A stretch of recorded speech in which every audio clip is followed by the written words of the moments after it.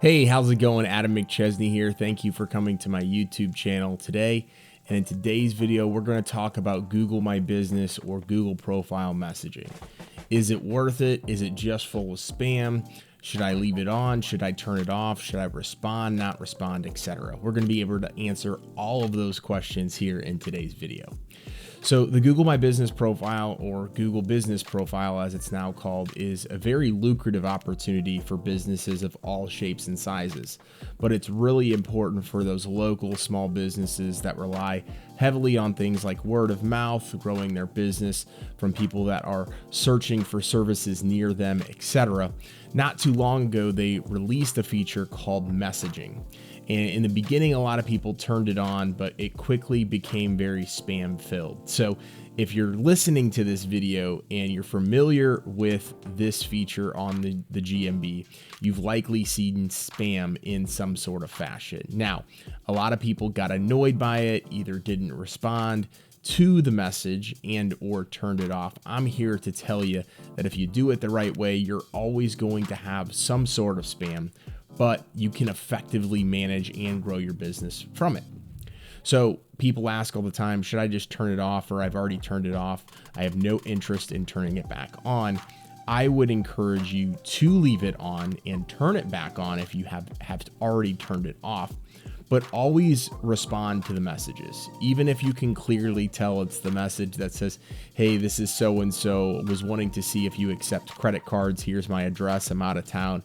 The very spammy message that you know exactly that they're not going to hire your services. It's always encouraged to respond to them regardless of if they're going to hire you or not. And this goes for literally anything, because Google will effectively have you coming up higher if you're responding to messages just as you would for a Google review, responding to Google reviews, which we've talked about in another episode, but more importantly, doing that in a timely fashion. So they will judge and grade you based on the percentage of which you respond to these messages and also the average time in which you do so. So my recommendation to you is, whether it's you or someone on your staff in your office, is to effectively monitor the messaging portion, turn it on or turn it back on, and leave it on, and analyze the messages that are coming through, respond to them quickly. If it's a legitimate customer or lead or prospect, obviously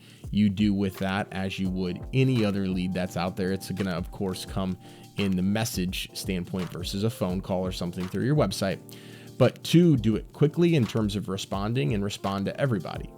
Now, if it gets to a point where you're just like, hey, I can't, it's not even worth my time to do it anymore, just block out time in your schedule, whether it's every single day, every other day, or once a week, to respond to those messages, so you are at least feeding the beast that is the Google My Business algorithm. Now, again, I know it's frustrating. I also own an auto glass company where we've had a lot of success responding to messages. Now, again, we do get spam. It's not like we're reluctant or absent from getting that spam, but the quality of messages that do also come through make it worth it. So if you have any questions about the Google Business listing, about Google My Business profile, messaging, etc., feel free to reach out to us. You can head over to my website at adammcchesney.com. You can leave a comment here in this video.